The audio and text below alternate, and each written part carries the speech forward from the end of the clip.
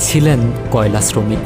মেসির কারণে সবসময়ই থেকে যান আড়ালে, অথচ কোথায় নেই তিনি। কোপা আমেরিকা, ফিনালিসিমা কিংবা বিশ্বকাপ সবখানেই আছেন ফুটবলের সাইলেন্ট কিলার।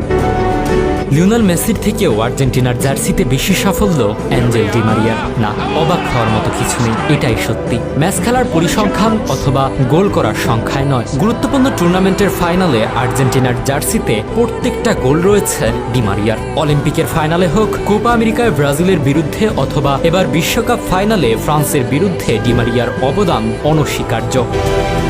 ডি মারিয়াকে আর্জেন্টিনার ফুটবল ইতিহাসের সেরা পার্শ্বচরিত্র বললে কি ভুল হবে?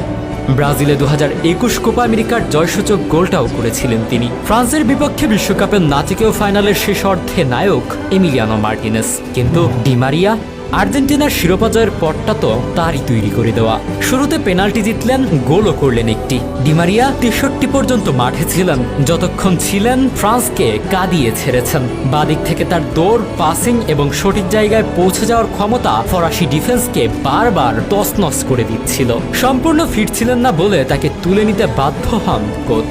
ডি মারিয়া আর্জেন্টিনার চ্যাম্পিয়ন হওয়ার প্রত্যেকটা ম্যাচে ফাইনালে গোল করেছেন।